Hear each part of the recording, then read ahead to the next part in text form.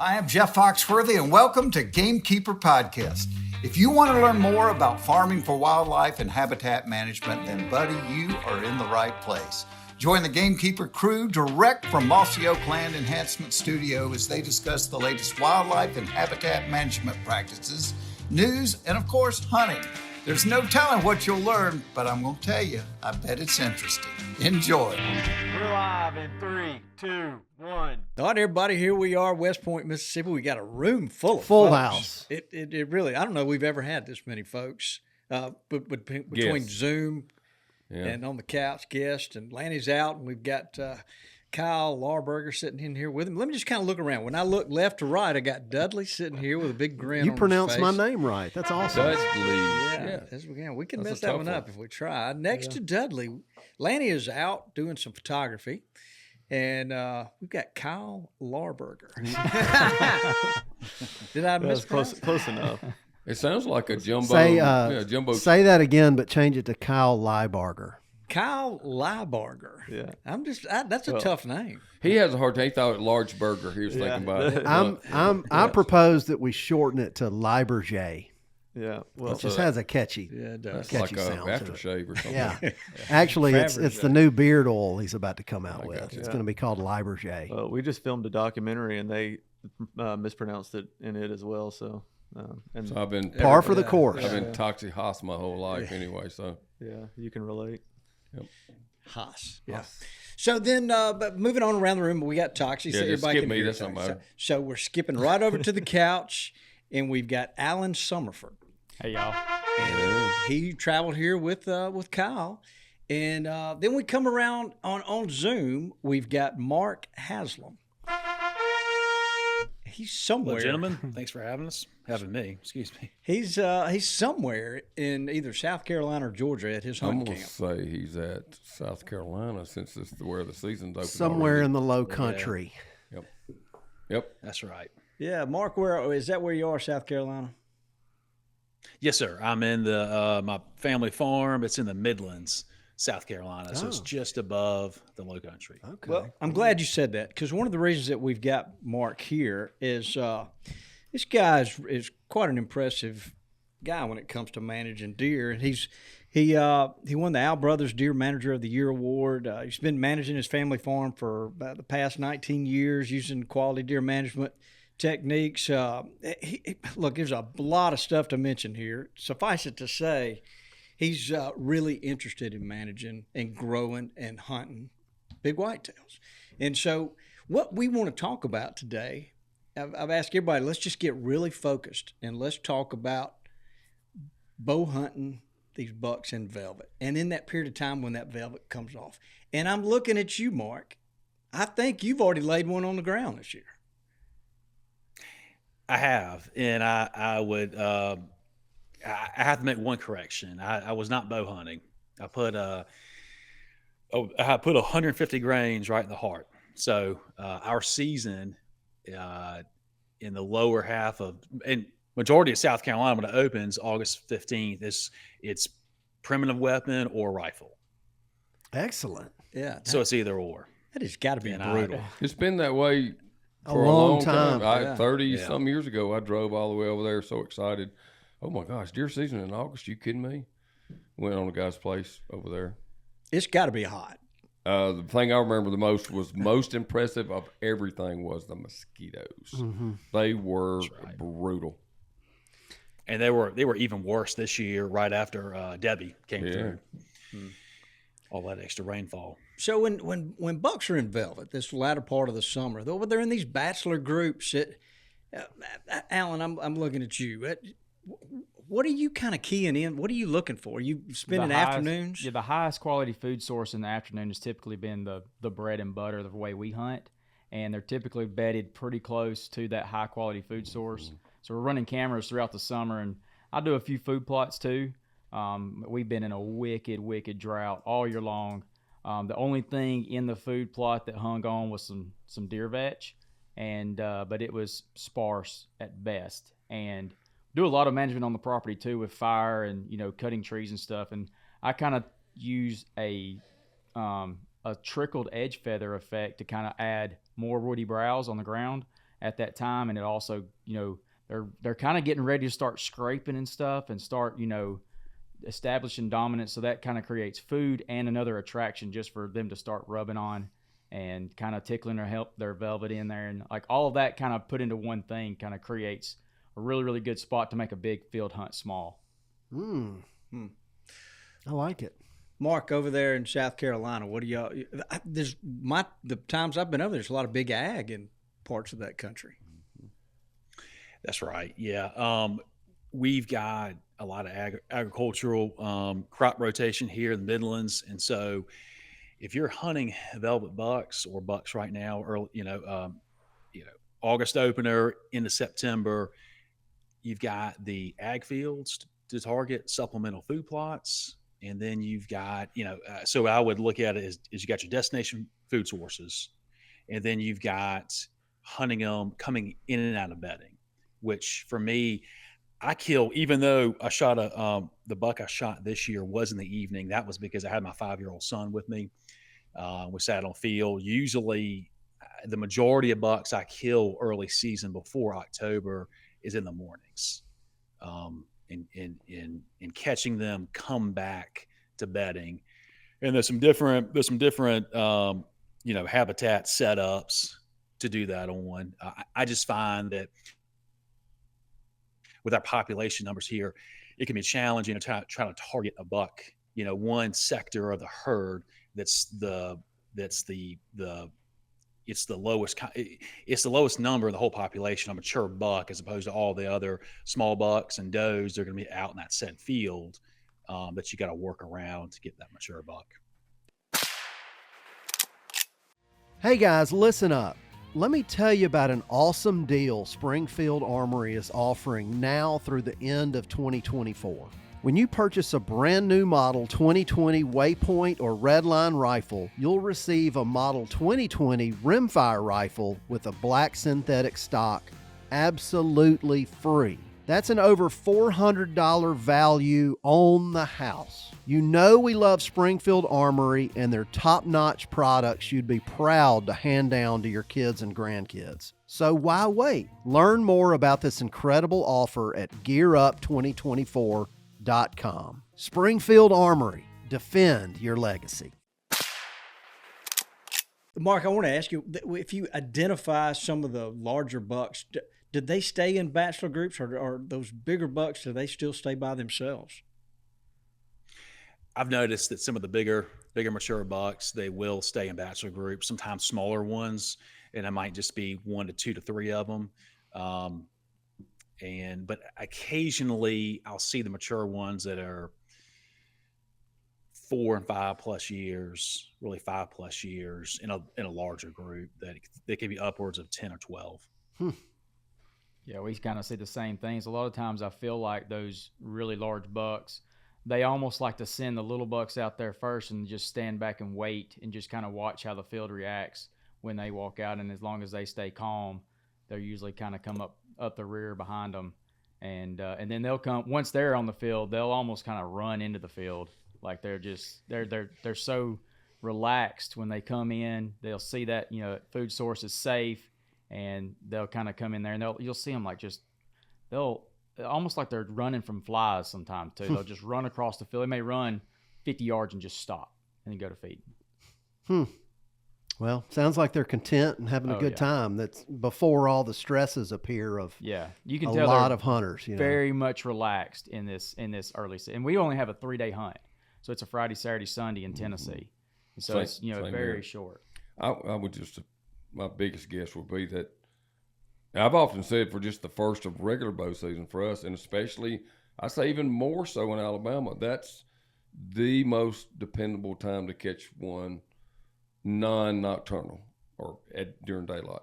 Yeah. Way more than any rut or late hunt, even when they're running out of food late season, it's like so much more predictable. And then I'm going to let these guys speak to it because they have the experience at it. How quickly does that disappear once, a few intrusions and a few encounters with people?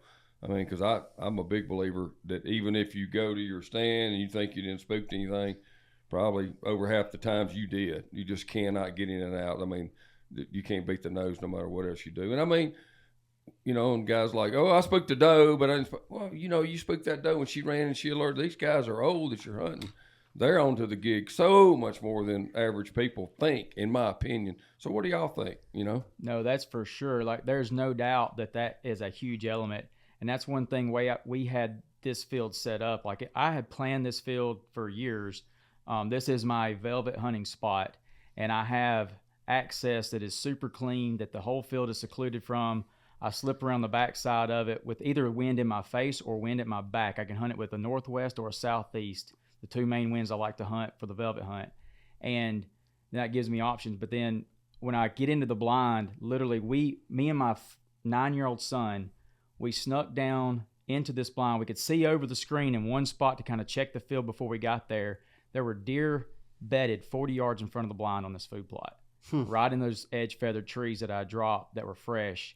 And we slipped into that blind with a 9-year-old. Now, I'm talking about, like, you got to be with a kid. They're not quiet, and he's a good hunter, but he's still not what I am. Mm-hmm. But we snuck into the blind, got completely set up with a deer at 40 yards, and that's what is key in any farm. When you set it up, you need to have really good access, especially for food plots, because if you want to hunt that food plot again, and we hunted it a Friday, didn't kill on Friday, and then came back Saturday, killed on Saturday.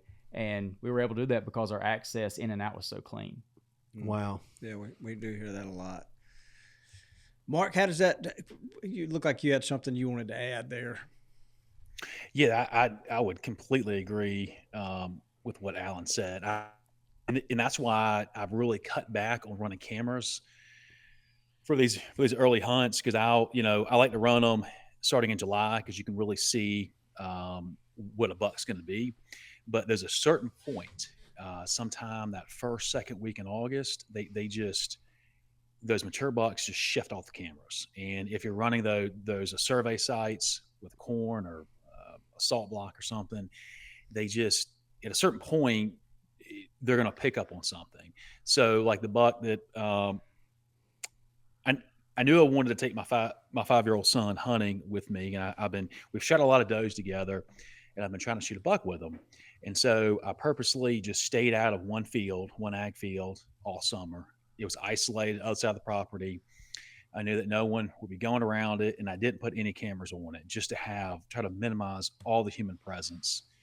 And just play the wind, went in there, and understood where the deer were bedding, and it worked out really the best way possible. But going back to what Alan said, that's why sometimes when I do run cameras, I'll find that it bites me in the end, trying to chase one. But I like to find them where they're feeding at night, ag field, food plot, whatever it is, and then I try to backtrack them, or at least at that point where I figure out where they're coming into a destination food source at last light. Then I can pretty much know or guesstimate where they're bedding. And then so that's when I hunt in the mornings, and I climb outside the bedding. And here we're on a pine farm, and a lot of our big woods are close to 30 years old, and we've thinned them 2 and 3 and 4 times, and they're anywhere from 60 to 80 basal area, and we burn. So when you have those destination food sources, those bucks like to kind of linger back in those early successional big pine stands. You climb in 20 feet up outside bedding, and that's how I've had a lot of luck in the mornings. And so I'll have them on trail camera, but I don't really hunt them on the field. I hunt them coming back to bed. Nice. Toxie, you'd hit on a point also talking about like that early season. I kind of went the access side, but the other thing about this velvet season, this early season, is the food sources aren't changing quite as fast as they do once our normal seasons open up. Because when we have like in Alabama an October 15th opener, if you're in ag, beans are kind of senescing, crops are being picked, all those kind of things. Then you also have the aspect of feed trees starting to drop, and those things change drastically. So like people are getting pictures of deer, and then all of a sudden they think their deer have left their farm. Well, they're shifting for a couple of different reasons. They shift out of velvet into hardhorn, and they're kind of getting in thicker cover and stuff like that too. But then the food source is changing so fast. Those first few weeks of bow season, like you you don't have that consistent food source. I mean, sure, if you've got a food plot, but like the other things in the woods or the browse or all of that stuff is senescing and changing all at the same time. So you don't have quite as dependable of a food source as you do at this early season. And that's where you find that destination food source like he's talking about. And like it really, you can key in on it and you can pattern them so much better. Right. It sounds like there's, a lot of different scenarios you could key in. Alan's kind of been tricking out this one area, and Mark is kind of more in an ag area. I'm assuming you're peeking out into bean fields or peanut fields or some peas you've planted or whatever. It's y'all are making it work using different methods. Right. And then there's also a lot of natural stuff, it may be too early for persimmons, in some areas, but you may find a bunch of muscadine vines, dropping out of a big oak tree or something that, the acorns aren't dropping, but there may be muscadines everywhere. I've seen that a lot on public land this time of year where you see a lot of deer sign on. So, but like in persimmons, if you happen to find the one, it's so much, a lot of these trees. I mean, I can remember for years we'd hunt the same, and for whatever reason, the same big old white oak on the edge of an old ag field. And every year, this was targeting October 1st, every year it was dropping white oak acorns like crazy in September. And it was always just filthy with deer and deer sign and stuff. And that was my point in saying that. It was like there were such limited food sources right there at the beginning. I can't imagine how much better for the people who have a food source the deer are kind of trained on. Ag would do it, especially green beans that hadn't turned brown yet. But other ones, this might be the best year ever because the nature is limiting all those food sources like crazy. With the drought. Yeah. So I would think if you've got, this might be a great year for us, this season. If this comes out before it opens in Mississippi, I think it might be your best year ever if you have a consistent food source somewhere. Well, and one thing that we also were seeing, and this is, like you said, this is a drought, so it's kind of a different year, but I did some smaller burns on some parts of the farm, and those areas that I burned that were fresh and they were smaller, like a 2-acre size, man, we saw a Bachelor group of bucks on the way in passing by this little area, and man, it's just loaded with partridge pea and blackberry and like a lot of really, really good native plants that there's tons of deer browse on it. And those plants don't stress like your food plot plants do and your other things like ag can do. Like those plots are actually healthy and looking really, really good. And that Bachelor group was actually keying in on it. And I knew that group was there, but I just didn't have a way for my son to set up on it. And so after he killed, I told him, I said, well, I'm going to go try to get on that Bachelor group too. And sure enough, I got on them, but with the wind direction I had in that small area, if it would have had just a slightly bit of west to it, I'd have been fine. But I had to stay off their travel corridor, and I was 50 yards. I mean, I'm just not taking a 50-yard shot with a bow, but like I saw them, they were there 2 days in a row on a native food source, completely native, nothing whatsoever there besides that little 2-acre native patch that was burned in the spring. Yeah, I've been noticing at my place, early September, I've got some logging decks that I disturbed earlier, and they are nailing narrow-leaf sunflower, Yes. obviously ragweed, Bidens, and so you could put a camera on some areas like that, and you could find some Bachelor groups hitting on it. And you know what all those species have in common is they're all flowering a lot later in the year. So a lot of other plants have already done their thing for the year. Those are species that don't flower until the end of summer. And so I'm seeing the same thing on like some black-eyed Susans I've got in my pasture that are wet. They're a wetland version of Rudbeckia palustris that grow down in swampy areas, and I'm seeing those get hammered right now. And that's a late season bloomer. So those plants aren't senescing, until well into the end of summer, early fall. And so those are the ones that deer are really targeting. And those also seem to be the species that grow down in wetland areas. Bidens and narrowleaf sunflowers also goes by swamp sunflower, and ragweeds. I guess those can grow just about anywhere. But that's what I wanted to ask Mark and Alan. Are y'all seeing deer use are those like bottomland areas more? If those areas aren't as affected by the drought, are y'all seeing deer in those areas more? Or do y'all have examples of that on y'all's places? We've got up here a lot of water systems, a lot of spring heads around our farm, and those spring heads that will trickle into a creek that's a couple feet wide, and when it's dry, when it rains, it swells.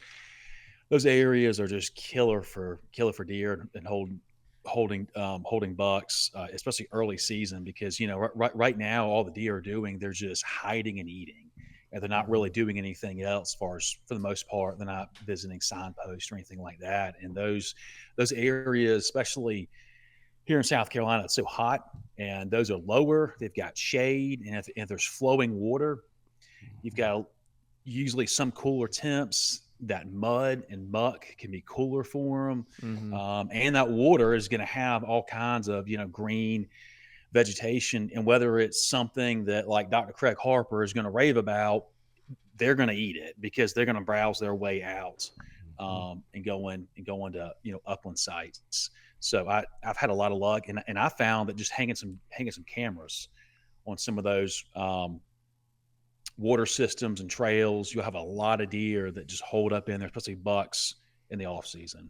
Yeah, that's the one thing I was bringing up, that in a year like this would be more deadly than the food source is the water. In certain areas, you might have one little pond of water for like a whole section of land or area. Now, maybe not here, but in some areas, maybe less than that. So a good source of water might be the most poison thing to hunt over. Yeah, sure. Depending on where you are. Well, and that's the other thing that I added to this little plot was I caught some of that. We didn't get much rain at all, but we got some rain, and I caught just a little bit of that rain, and I went ahead and planted brassicas early. And those brassicas are another water source. And I added just a small amount of wheat with it too, and somehow or another, with no more rain than we had, it was still sprouted. But the way this field sets up, it sets up where that whole side of the field stays really shaded. And where they're bedding, they're in that north slope, and it's super cool down in there. It's got enough structure in there and a lot of browse in there too. And they slip right out, and they'll feed in that shaded part of the plot. So when you're setting up a plot for a velvet hunt, think of this shady part of the field. That's where they're going to enter the plot first. That's where they're going to hang out. Like, we shot this deer at 4:30 in the afternoon, and it was 90-something degrees. But he was out there in the shaded part of the field. His son's 9 years old. Yeah. Love it. That's awesome. And so, like, it really is when awesome. you're thinking about setting up a plot, or you've scouted a field that's, got these bucks that they're headed to, if you're going to hunt that part of the field, like if you can hunt the shady part of the field, that's where they're going to enter and hang out and feed the longest amount of time. So, be thinking about that if you've got a field that you're going to hunt for the velvet season. See these people? When the clock strikes 5, it's not the end. It's just the beginning. They have to do these things. They have to do those things. Enter the all-new LS Tractor MT2 and MT2E, a relentless force of innovation. Redesigned with a new hood and cab built for comfort and visibility, with enhanced lifting capacity to get the job done. Making these people the ones everyone else calls those people. Visit your local LS Tractor dealer today. Hey, Lanny. Hey, Bobby. Have you ever wondered if your feeder went off? Or if it's even got corn in it? Yeah, you sit there at night wondering about it. Moultrie has solved this. Feed Hub by Moultrie Mobile is the world's first cellular feeder conversion kit. This is some high-tech stuff. Fits on any feeder that helps monitor the level of feed and lets you know if it went off or not. And you can remotely control it. Can I look at your feeder if we're on the hub? I really hope not, but we're going to have to talk to the guys at Moultrie about that. This is the biggest thing in feeders since corn.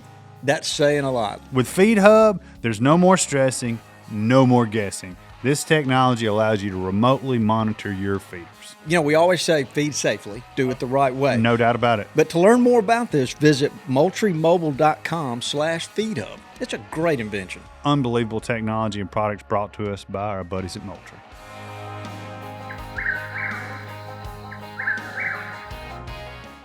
Is this the first blood on the biologic of the year? I mean, we got to say, what's your son's name, Alan? Reed. All How about right. that? Congrats, Reed. Yeah, Reed. Summerford. Wow. Mark looks a little disappointed. Bobby looks like he has antler envy. Well, no, not yet. We try to keep it with kids. Is kind of that segment. So, kind of what's kind of occurring to me is all this. And Mark, I want to ask you the same thing, but it sounds like you've identified and created and you said it, that you've created a velvet field, a place that every next year you'll be able to do the same thing. Absolutely. And probably just get better at it. We've already killed several bucks off this same field. Like some buddies of mine have shot them off this field also. And I mean, we've only been having the velvet season for 4 or 5 years now. And 2 of the seasons I didn't hunt it much because they made it later in the year and my bucks weren't in velvet and I just wasn't really interested in it because it was 100 and something degrees and they weren't in velvet. So I was like, well, that's not cool. But so the 3 years we've hunted, we've killed on this field. Yeah. Mark, have you got a place set up for velvet? The way we've been managing our farm, which is mostly loblolly pine, it's that will, and I like to call checkerboard the pine stands, to where we consistently have thickets, whether it's natural growth thickets or reforested clear cuts that we replant, that type of thing, to where we create the bedding, and then we got the destination food source, and then between them you've got the thinned and burned open canopy. So with that, it's you can create the setups, and then from there, when you're looking at those ag fields or food plots, knowing what deer are going to be hitting kind of when and the preference. So like, for instance, we have a lot of cotton in my area of the Midlands. A lot of cotton, peanuts, some corn. Not many farmers plant soybeans just because they get annihilated.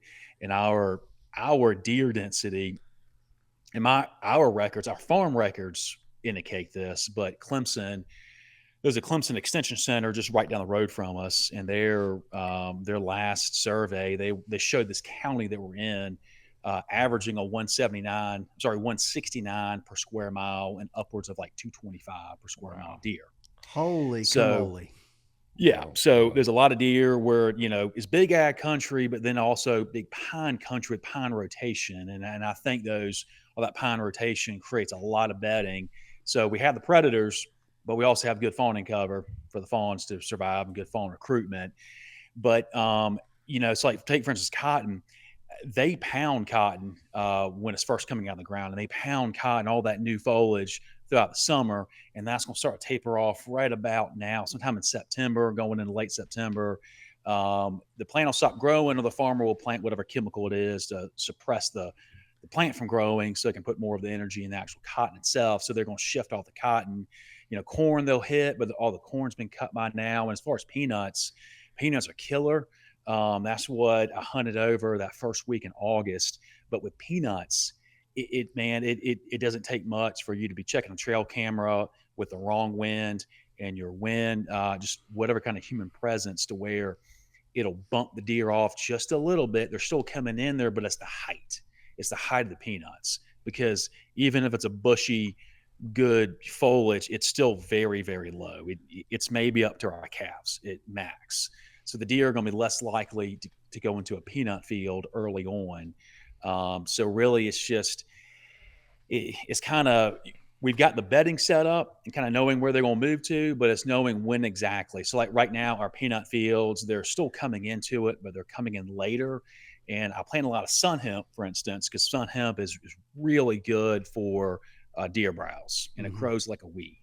A lot of times they won't touch the sun hemp early on because of all the ag options and our other food plots. But right now, when they kind of get bumped around by all these hunters, they'll start to move into the sun hemp.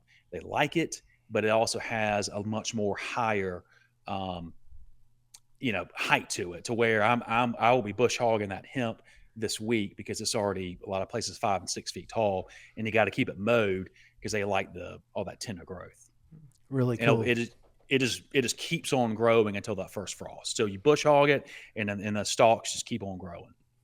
Good stuff. It sounds like y'all are doing similar things, just on a different scale to me. Yeah, and so much more creative diversity. And I mean, especially all three of them, they really understand the importance of the native plants. Yeah. I know it's a hard thing for most people, but I'm thinking about the drought and how much more meaningful that is. There was a water line cut in my parents' backyard. I'm just up there dealing with the guy fixing it today. And I mean, I actually could have done it. Was that pretty simple, but I didn't know that. Anyway, the browse in their backyard from the deer is crazy. What all deer are eating today, and especially make all the way up to this wall of their patio. And I was just thinking, those plants are still hanging on, and everything else you would plant would be dead because they have those deep established root systems to withstand this kind of drought. But they are just mowing all kind of stuff you rarely see deer eat right now in the woods. Yeah, Mark, it is really dry over here. We didn't get it. Debbie didn't give us any rain. No. Yeah, Severe. We're fixing to be in the orange.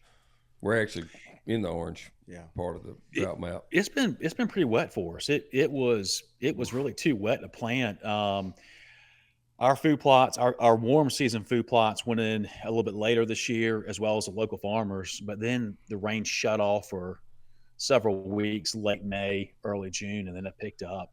Got a lot of rain through with Debbie, so it's been pretty good. There's my envy right there. Woo.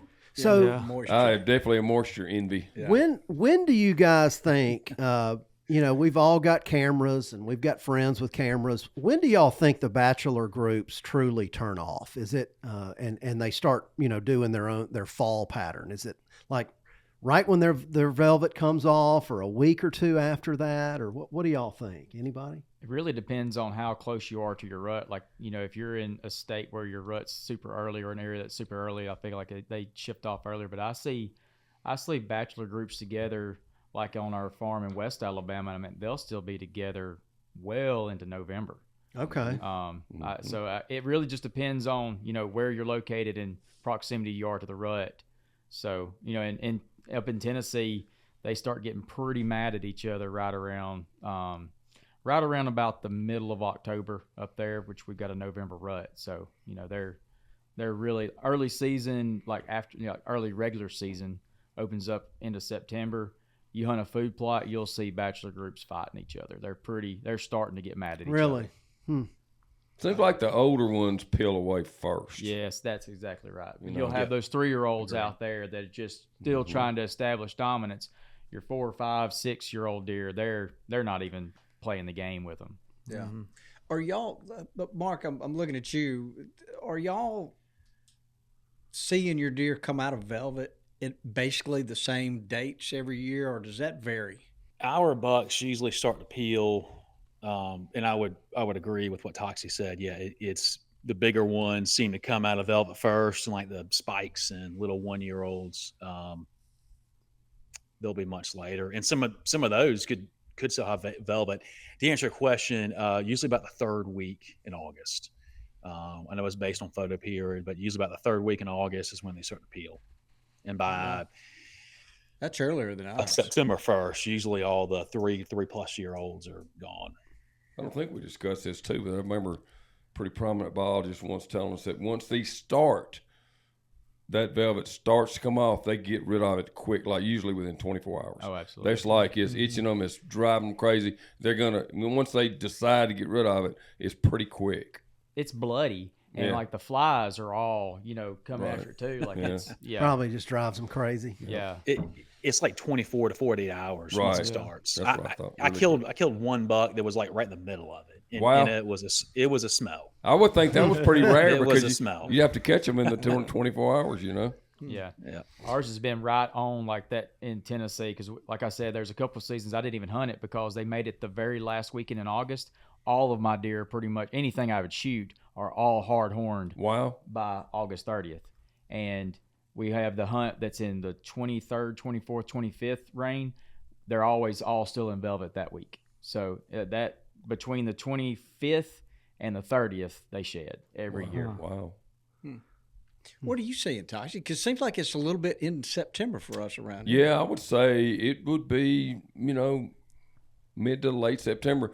Usually, and I don't go opening day like I used to here, but when I was really religious about it, you would hunt the first week, and typically you would see, I'd say every other year, you'd see a deer, in velvet still, 1st of October. But normally, they're all hard horned. I would say ours aren't like in a 5-day window. I would say you start seeing it disappear about now, actually, and maybe another week, say the 10th.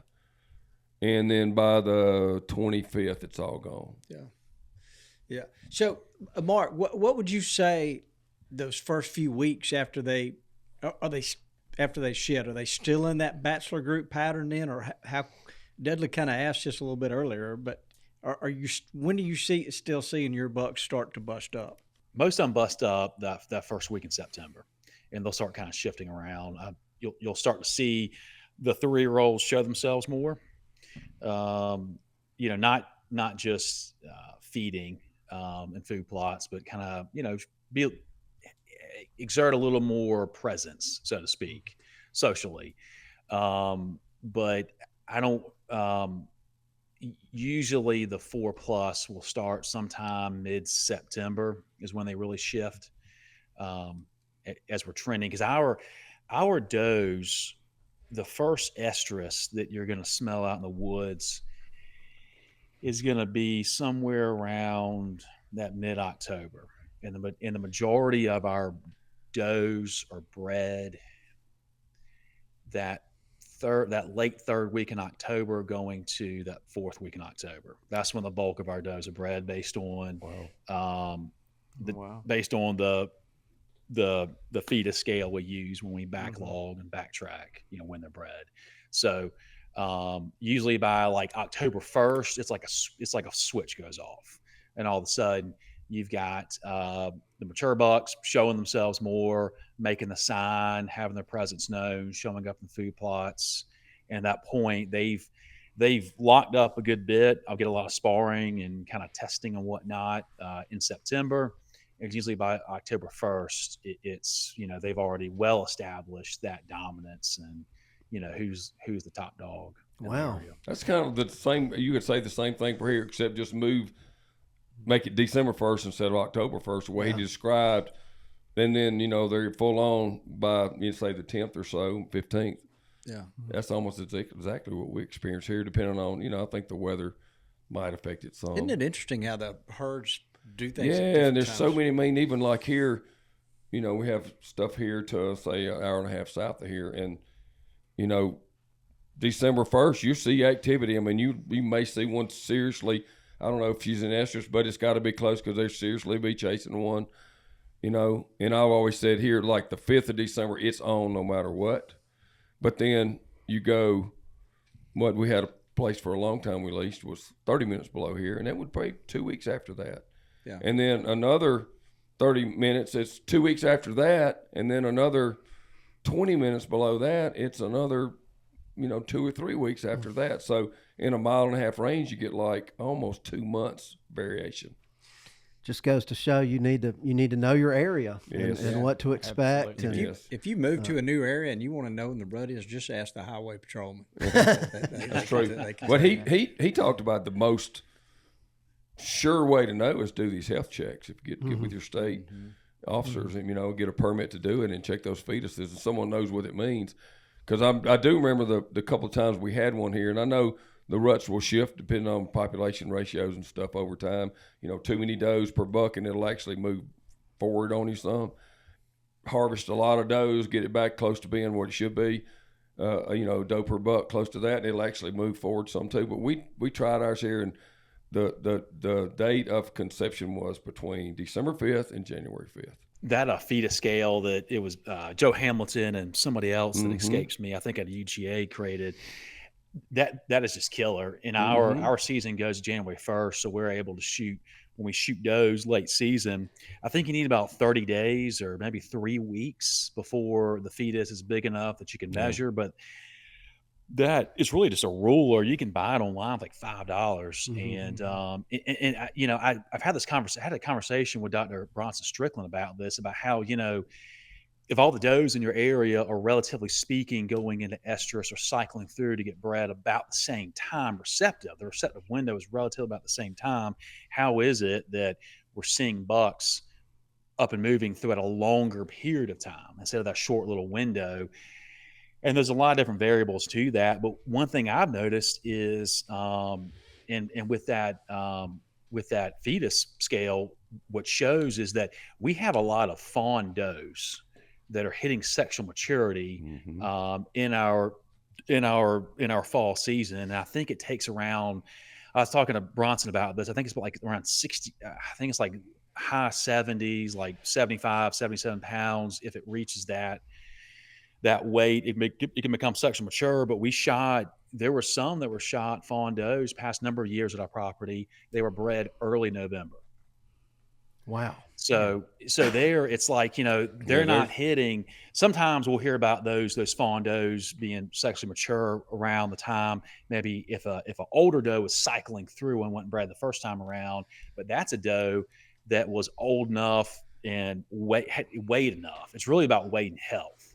So we've got the bulk of our does that are probably, 1+ years that are getting bred that 3rd, 4th week in October.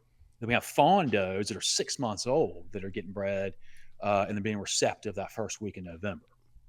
So the point he's made too, you differentiated between actual estrus, which that is what, I keep reminding people, it's not, the rut's not some schedule that goes off, by some, it's like a doe comes in heat, a doe, there's bucks wanting to chase her and breed her and whatever, doe by doe by doe, it goes down, however that happens. But right.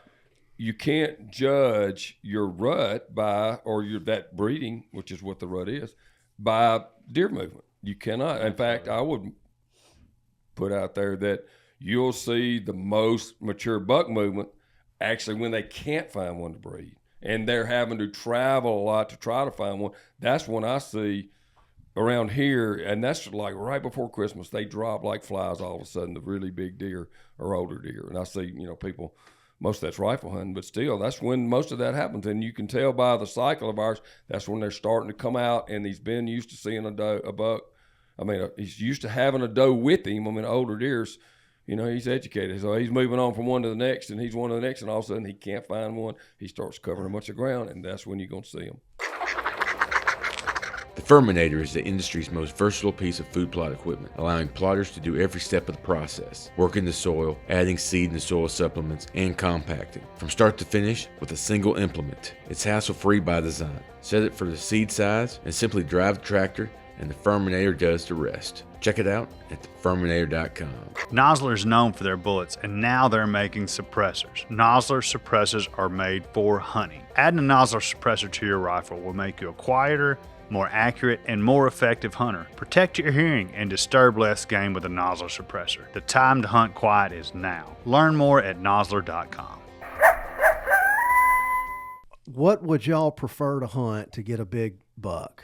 The velvet season, or if you had a 3-day season to hunt velvet deer, or you had a 3-day season you could pick close to the peak of the rut, what would be your choice?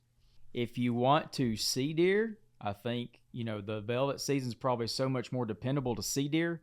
But to me, I actually enjoy the rut hunting because the activity that you're seeing is so much more fun. Mm-hmm. Like just the chasing, the fighting, the, being able to call to them and that kind of thing. That's what really gets my blood boiling.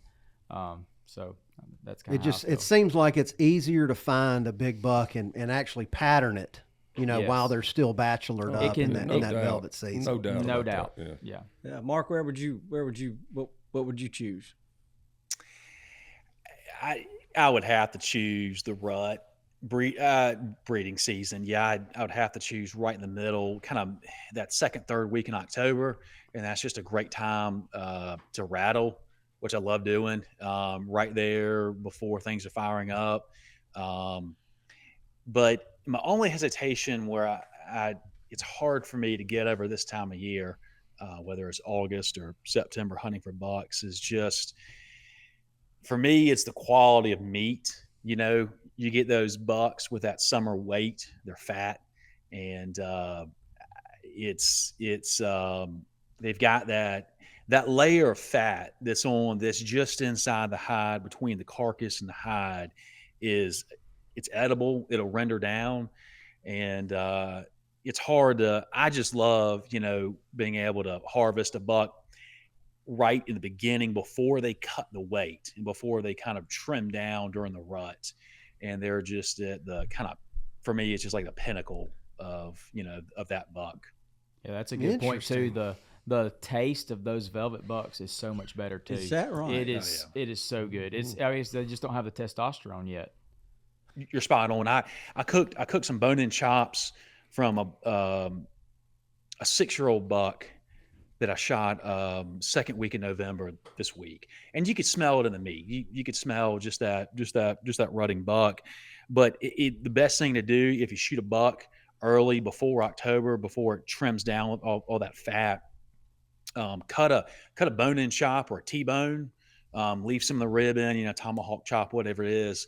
Leave the silver skin on and leave that fat. All that outside fat is on the outside of the silver skin up against the hide. So leave the silver skin on, which I like to do because it's better in the freezer. But leave that on, sear it really hot with that, and then you can just fillet that fat off, eat it, and then you'll just cut around the silver skin. But it is, and all that extra flavor, all that extra fat flavor around the bone marrow. Oh man, it's hard to beat that. And if you don't want to eat fat that way, mix it in with something. But it eats like beef fat. oh It my absolutely goodness. does. A little butter, a little garlic salt. That's right up my You've alley. inspired us. I'm not going to say that's hard to believe, but I've tasted deer fat, in the winter, and it kind of some of these Too chef much- buddies too of much ours would lanolin in argue, it, but yeah. it like sticks in your mouth, That's right. kind of. Like, But yep. I can't wait to Right, this try is that. different. It's This is almost different. like eating bear fat or something. It's clean. Okay. It's Wish Lanny were here to hear this. I've got a question on aging these deer in the the first part of fall or the end of the warm season. What are y'all looking at to age these deer? That if you have a picture on your your camera and you want to target that deer, or you see that deer on the hoof, what are you looking at to be able to age it? Because it's a lot different this time of year than when most folks are used to seeing hard-horn deer. Oh yeah, their necks are a little bitty skinny. They look like a doe neck right now, but you just have to look at their shoulders. In my opinion, they'll still have a little bit of a brisket come out. It won't be so pronounced like when they get hard horn and start getting ready for the rut. But they still, you can look at the dominant bucks have those still big shoulders, big hams. Their legs look short. It's just not as pronounced as it is later on in the season. Pot gut. That's right. Yeah. Big old pot belly, sagging back, big old hindquarters. This is an outstanding time. If anyone wants to, take out some of the bucks that are maybe not expressing their full genetic potential. I know some of the Dr. Bronson Strickland and Dr. Steve Damaris have written a book about that's breaking the glass ceiling, to where you're culling out the bucks that aren't expressing those genes, those genetics. This is the time of year to do it. I shot one last September. It was nice 5-year-old buck, but it was a smaller rack. And so this time of year, you can see the body size and really estimate the age pretty well. And then you're seeing the antler set to where, if you shoot a large buck, let's just say you shoot in August and shoot it in November, it's going to look, a lot of people are going to, the age spread is going to be years difference. So it's absolutely a good way of doing it. And it's a good way to learn a different way of aging your deer for that. Being able to kind of see them this time of year. So when you're judging a buck in velvet, Mark, or I kind of, every time I look at one in velvet, they look bigger than they actually are when you finally get your hands on them. So do you guys say add 5% or 10%? So if you think he's going to score 130, he's really probably a 120 inch deer. Probably right. Yeah, when they shed velvet, they'll hurt your feelings in some cases. Yeah. So, but you take that into consideration too. Like when you're looking at a velvet rack, he's not got as much mass as he looks like, for sure. So that's why it's always better to go by age. But even take it a step further, especially if you're running trail cameras and stuff, man, historical data is so key. I'm a huge believer in knowing the bucks that are on your farm and having history with them, so that when that deer shows up the next year, you've kind of got an idea how old he is. Mm-hmm. You will see a difference, obviously, when the velvet peels. That buck behind me, you probably can't see too well, but right before it peels, it does shrink. It does dry up, and that it gets a lot tighter. So you will lose a little. You will lose size to it, but it's not you would still be able to judge a buck if you determined it was a 4-year-old or a 5-year-old or either 4 or 5. Yeah. You'd be able to look at the antler set and decide whether or not it's in the upper tier of your antler potential, or if it was in that mid tier. It's not going to sway that much. You would be able to see. Yeah, I know. Bobby's talking about scoring, and he doesn't shoot velvet deer because Boone and Crockett won't take a velvet deer. So I mean, that's the whole thing. I always try to downplay that. It really doesn't add much to it. Nope. Yeah. So let me look over here at Kyle. We know you're passionate about wildlife and plants, especially native plants. I mean, anybody that follows you on Instagram, or what is it, TikTok is what you're really kind of known for. TikTok But so, will people be surprised to learn that you're a big hunter? I mean, that's where I started. I mean, we used to do fetus studies when I worked for the state, and so saw a lot of cool stuff. It's similar experiences as to what Mark was saying. When in the area I was hunting, I think the does were bred mid-December, and I was still seeing bucks, bachelored up and at the opening of bow season mid-October. So it's pretty similar, a little bit different, I guess, dates. But our rut I think the rut around that area is like he was saying, it's probably that the research, I guess, said that it was mid-December is when most of them were bred, but I wasn't seeing the bucks like running crazy until the beginning of January, like New Year's. And so that, tracks to what Toxie was saying. But yeah, that's where I got started, was with deer hunting and managing 4 deer. And that ultimately led me into managing for native plants. And so. Yeah, Kyle I'm going to cut him off here. He has a very wide audience. Everywhere from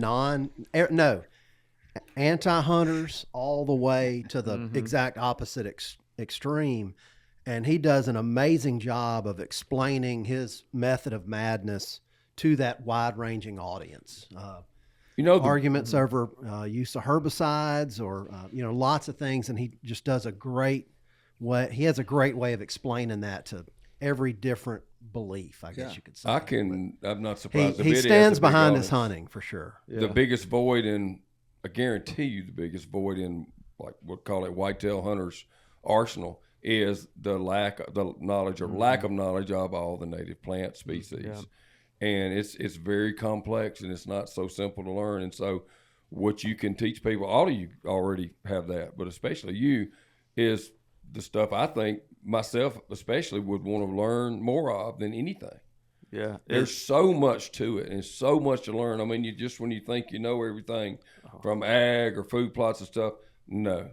There's so much more to it, and I greatly appreciate your... it's the heartbeat of the whole property. Like, people always ask, like, what food plot do you plant? Well, or what's the best food plot? It's the one that's closest to really good native habitat and cover. Like, that builds the whole property. Oh yeah, and that's I mean, you never learn it all. Like, you're constantly learning something new. Yesterday I sent a picture of all that black-eyed Susan I got down behind my house. It's a really large population of it. I sent it to John Seymour at Roundstone, and he said, we have a plot of that planted, about an acre of it planted in Kentucky, and he said it was totally wiped out by deer this year. So I'm seeing the deer eat it at my house, but it's so dense there that they really have and I don't have a huge deer population, so they really have a hard time eating it all. But apparently up in Kentucky, they've just totally wiped it out. So that's a native species that they're deer eating right now. And I just, really, that came to my attention just this week. So. Yeah, we have customers in arid portions like Texas and Oklahoma that don't really get enough rainfall to go big on food plots, and that's what they win with is like wildflower plots. Graze cattle out there, and they're on average their native plants have much higher nutrient density than ours. Mm-hmm. So Kyle, to y'all's point, name 3 things a guy. Let's say a guy is going to learn them this fall. Name 3 natives that he needs to look out for. maybe you can teach them on your Instagram. They can go, but that they could key in and be a better bow hunter. I've got my pencil out, by the way. All right. What, 3 plants? 3 of them. For Oh, the earlier deer season, and to be a better bow hunter, to get you close to a September. shot. Yeah, well, we have over 4,000 plants in Alabama, so that's kind of that makes it pretty difficult in there. Well, would muscadines be one? That'd be a great one. Yeah, anything that's so specifically during bow season, the plants I would look for are the things that are flowering or have just flowered around bow season, because those are the ones that are going to be palatable. Alan's place, he has a ton of this aster that grows down in the bottomland areas, and man, the deer hammer it, and that's a species that doesn't do its thing until later on in the year. And so looking, even if you don't know your plants, look for those plants that are flowering, see if there's any sign of browse, then that's likely going to be one that they're targeting at that time of year. So to add to that, it's not necessarily a plant, because I may see a plant in bottomland habitat that's like super phenomenal that a upland guy won't have on his property. And so it's very site specific. It's not just like habitat type, it's also soil type. I mean, you may have sandstone, you may have limestone, you're going to have different plant communities that live on different types of habitat features or different types of soils. So it's really like getting in the woods and actually watching what deer are eating. Yeah, picking 3 would do a disjustice to most of the landowners out there, because the 3 that are on the property we walked this morning, the 3 that deer are using the most will be different than the 3 species deer are using the most in Alabama. So it's going to change even, by a few miles, or the topography or whatever. Those species are going to change. So really you need to know what to look for. So looking for muscadines, things that are fruiting right now that deer will eat, that's a good thing to look for. Obviously, looking for oaks that are dropping. We saw a chinkapin this morning that was starting to drop, or Alan saw it.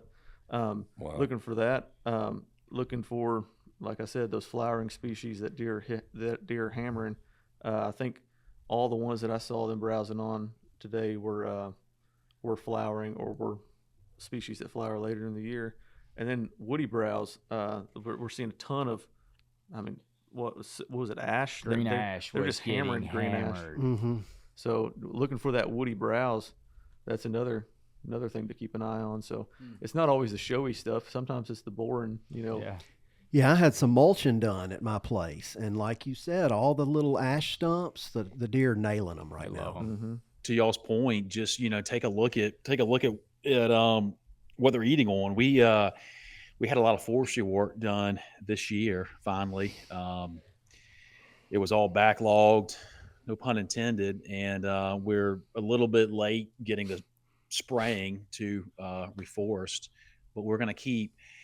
I was starting to delay the chemical sprays on those clear cut sites to get a site prep for the reforestation of Lob Valley in this next off season. And then I got to thinking, I was like, my procrastination might have been good, because now what I'm doing is watching the response and watching what different sections of the clear cuts are actually producing some good early successional growth. Mm-hmm. We've got a lot of blackberries popping up, partridge pea, beautyberry. So there's some sites that I didn't think was going to be great on the clear cut. And so what we're going to do on each one, the sites range from 2 acres to 30 acres and a bunch of them. And so I think we might skip this and spray it next growing season after I'm able to kind of see where exactly on each clear cut site is producing the best early successional growth.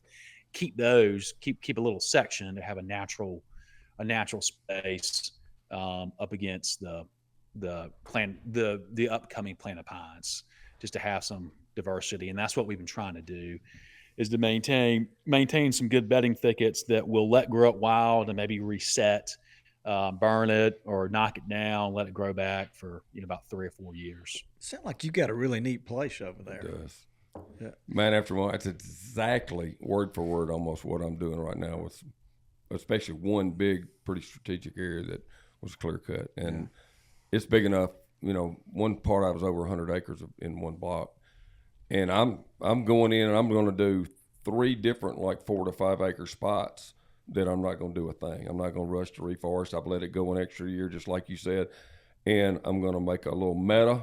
We're actually renting a great big track hoe and equipment for 2 weeks instead of tearing up our own, and make part of it into a big, like 10 or 12 acre meadow. And then I'm also going to lean on Dudley for his advice on an oak orchard of our best oaks. And then the rest of it I'll reforest in pines. But, you know, I've just first chance to really get my hands on some serious diversity. And exactly what he's talking about is what I want to do. So. Yeah, and that diversity is the whole key to everything. I mean, if you want quail, if you want turkeys, if you want really big deer, like, you've got to diversify the farm. And sometimes those cookie cutter approaches to third, fifth row thin, spray everything out to promote timber doesn't also promote wildlife. And that, like, doing those little smaller areas to let it come back native is really, really good for the problem. Yeah, and you know, sacrificing, you know, I mean, it might not be but an acre. I mean, sacrificing just a little timber production can mean so much for your place. Yeah, a couple acres of pine is not worth much anyway. Not North Alabama. Yeah, Mark is proof in the pudding that, you know, you can manage, you know, southern yellow pines for wildlife and still earn a good living at it. Big time. And just add a little bit of diversity to it. Patchwork it a little bit. Yes. Make your tree areas a little bit smaller, so you're, you know, instead of having to clear cut 400 acres at once, you may clear cut 40 or 80. And then a couple years down the road, you may be clearing or thinning a nearby spot. Yep. So you've got the diversity of that timing is what's really awesome too, because you don't have the whole entire block of that maybe 400 acres all the same stage. Right. When you cut those stages up, then you're creating nesting beside brooding, or, you know, thick right next to food. And then, you know, it gives you transitions that you can actually go and hunt, as opposed to like a big square block that's like hard to figure things out. Exactly. Yeah, he's creating hunting opportunities with his timber management. Absolutely. No, the best lesson I ever got, I was like 10 years old. I was in the 60s or 70s, just call it that. And everybody was complaining where I grew up hunting was just beautiful, giant woods everywhere. And everybody was complaining about, you know, they cut my favorite territory, whatever. And the old guy and gosh, he would have been 100 and something. He's still alive now, way before all this, the modern biology today. And he said, "Oh, hell, boy, don't you know a chainsaw ain't nothing but a dinner bell to a deer?" And I thought about it my whole life. I've learned more and more of exactly what he's talking about. Yeah. So, Mark, I'm thinking that Toxie and I need to come over there in early April and don't let him use me for bait. He's on his own. Anytime. We it's just my family and I, and we invite a lot of friends and guests and clients to come hunt. And we get a lot of deer tags through the South Carolina DNR deer quota program.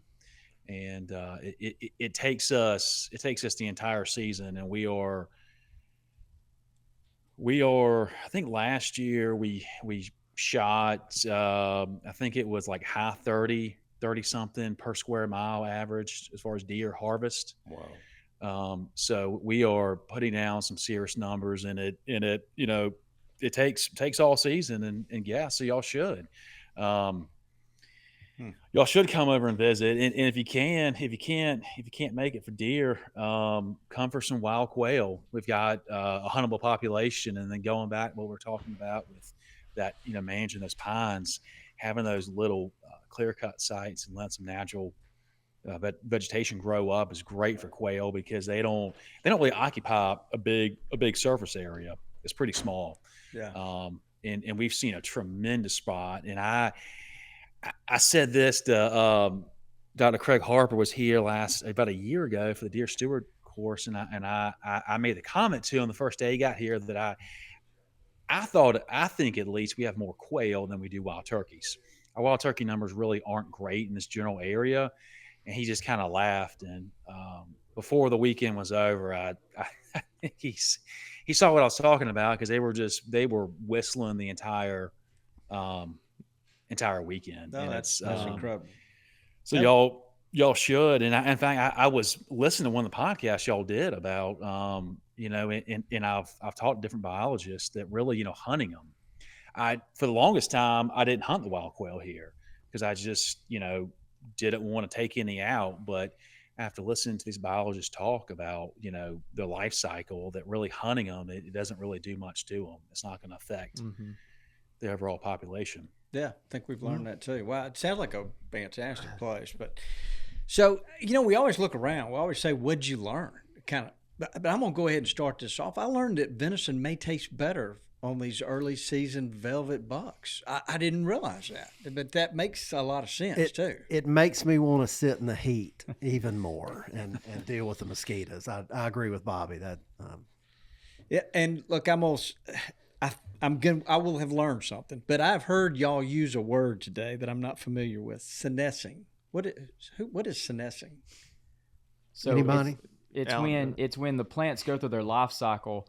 They start changing from early vegetative stage and then into reproduction stage, and then they pretty much start dropping the seed. So like plant will be really young and tender when it's green and growing up, first coming up out of the ground. Yeah. Then it starts going into seed production or a flower, and then a seed production. It all hardens off, and all the nutrients get shunted from the leaf into the seed to get ready to drop off, and then it increases the lignin content in the plant as well. And the lignin's basically like eating a stick.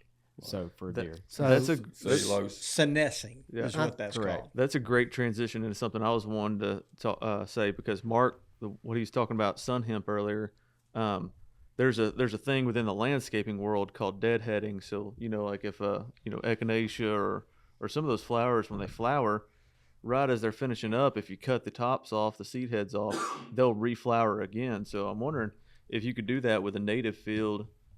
Just go through a portion of it and mow it really high, above the basal leaves, but cut the seed heads off and get another flush of those. Of vegetative growth. Yeah. Be easy to test it with a weed eater. Yeah. Be a little more accurate. You could do that in a little patch of something and test it. Y'all are talking about how much deer like ash stump sprouts. Yeah. I mean, how many people have like areas of fields that has an ash seedling every 6 inches or a sapling? You could go ahead, go and bush hog them to about a foot off the ground, and then you just got free food everywhere. You're on a perfect point, because Like I've done Marcus, that on exactly like if you take a big field. We don't advocate for bush hogging in the summertime, because like everything's starting to nest, and you want a lot of your plants to be able to go through their cycle.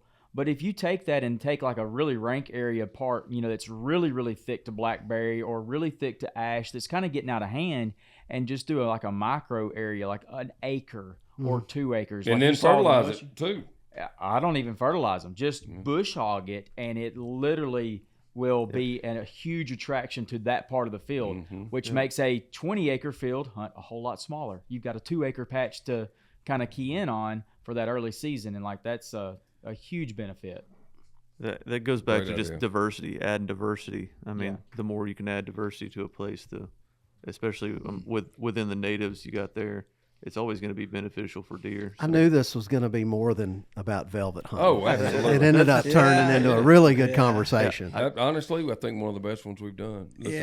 And I'm looking at Mark. I know he wants to go climb a tree this afternoon. So You're a victim of your own wisdom, though. He is an hour ahead of us, too. Yeah, I like the shirt you got on, Mark. I got to give you props for that. Yeah, you like that? Shirt. Yeah. Do like me. If you've had enough of us, just get up and walk out. You don't have to say anything. That's what I do. Well, Mark, we've enjoyed having you, and I'd like to count on you, and let's get some other topics to talk about. Yeah, anytime. I'd love to. Yeah, if we cut this a little bit later, in a couple of hours, I could have done it live from my skinning shed. Oh, there you go. That's rubbing salt in the wound. Pretty confident there, isn't he? One thing Send us one of those chops. I make the observations from people that we learn beyond the words of them is like the passion that they all three have for working on their place. I mean, that actually has to come first before the passion for, harvesting a big whitetail or something. Yeah. And you see the twinkle in their eye when they start talking about the things they've done and the work they've done, including Dudley too. Yeah. That's so cool. That's what we're all about. And it's work. Oh gosh, it is, but it's so obsessively fun. Yeah. I call it therapy. Yeah. And therapy. It does. Honestly, the thing that's great, the great equalizer, doesn't matter how big your place is. I've been amazed by people who have, Bobby's got a place. It's not huge, but it's a nice, beautiful place. And he's like, well, it'll be. And he's like, oh my gosh, the more I do, the more there is to do. I mean, you're right. I mean, so it really doesn't matter if you got 50 or 500. It doesn't matter. You're never going to get bored with things to do, ever. Nope. That's right. Yeah, it's always a good idea to have a drip torch and a chainsaw with you every time you go to the farm, just in case it's a warm, hot day that's not great to hunt. You just get out that and break out for a couple hours and do a little work. If it's a great day to hunt, you're in a tree stand hunting some really good habitat. So. Yeah. How about that? Mac, what do you think about this podcast? It's been a good one, hasn't it? It has. It really. I know. I liked Mark's response on when you said that you wanted to go in April, and he said, "I've got a lot of quail." so I'm gonna use that next time somebody asks me to go turkey hunting. I'm gonna say, "I got a lot of quail that you can come shoot." So I like that one. I'm gonna put that one in my back pocket. He'd make a good Russian spy or something. Yeah. He diverted that quick. He might be. He might be. This may be his cover. Yeah. Oh, It's really good. I mean, they're what came to the forefront and got us all excited was the knowledge of the deer themselves that they had too, not just the hunting or some external thing. They literally of the deer, almost the physiology of the deer and everything that goes with it. And we never get tired of learning about them, no matter what. And even if you're the most noted biologist in the world, you never get tired of learning about them. Nope. That's right. Yeah, I think you're spot on, Toxie, and what we know about whitetails really is just a fraction of really what we don't know about them. And I say this and write about it a lot is that really to become a better hunter is just to understand the social aspect, the biology, and the behavior of whitetails and what they do and how they move and what they're doing at any point of the season, and that's what makes you a good hunter. Yeah, you can study, you can look at trail cameras all day, but trail cameras only show you a small little snippet of what's really happening out in the woods. You start to kind of understand and learn from research and read about the species, and you will learn exactly where you should be and when you should be pulling the trigger. Boom. Good advice. One I was going to say one might call it an obsession. So. I see where you're going there. Wow, that's a great idea. I wish I'd have thought of that. Yeah. All right, Mark. So if a guy wanted to follow you, what is your Instagram page handle? It's at my full name, at Mark, Haslam, and at southeast.whitetail. southeastwhitetail.com. It's just me, my website, just a personal, write articles, and occasionally I'll do a podcast. So, Bobby, I thought you were asking if a guy wanted to follow you in April. How would he find a way to follow you to your farm, to the gate of your farm? That's what Bobby was getting at. Don't provide that information. No. Mm-mm. All right. So, look, Alan, how about you? Do you have an Instagram page or anything? Man, I'm old school. I'm still Facebook, but yeah, just Alan Summerford. That's all it is. Okay. And then Kyle, you've got you're world famous over here. Well, no, I got them all though. Instagram, Facebook, TikTok, YouTube. So. Native Habitat Project. Well, guys, it's just been a lot of fun. I really think we need to have y'all back and do some other topics. But we appreciate it very much. Mark, I appreciate. Good luck this afternoon. We hope you kill one so big you don't have to lie about him. How about that? Send pictures. What's the fun in that? Yeah. Guys, we appreciate y'all being here. We really do. Great Kyle, call, I really enjoy. My wife follows you. Sometimes I'll hear her talking about, did you see what Kyle? And I'm like, oh my gosh. Wow. I'm sorry. Yeah. I think I saw like a rap artist share one of his things yesterday. Probably something. I mean, like he's everywhere. Yeah, I'll be out in the yard with the weed eater and she'll come. Don't cut that, Kyle said. Yeah, you're welcome. You've got an effect on a lot of people. Well, thank you. Awesome. Yeah, we're real proud of you. You got a really good thing going. That's for sure. Thanks for squeezing us in here today. So. It's been fun. Thank you so much. It's been a blast. Yeah, I enjoyed getting to meet you guys. Alan, getting to meet you, and Kyle, it's always good to see you. So I'm looking at Mac. You got anything else you need to add, Richie? We're taking a break from trivia right now. Please. Yeah, we took a little break, so we're going to come back stronger than ever with that. So. Okay. Why don't you say goodbye, Dudley? Goodbye, Dudley. Get us out of here, Mac. Thanks for tuning in to this week's episode of the Gamekeeper Podcast. And be sure to tune in again. Subscribe to Gamekeeper Farming for Wildlife magazine. And don't miss the Mossy Oak Properties Fistful of Dirt podcast with my good buddy, Ronnie Cuz Strickland.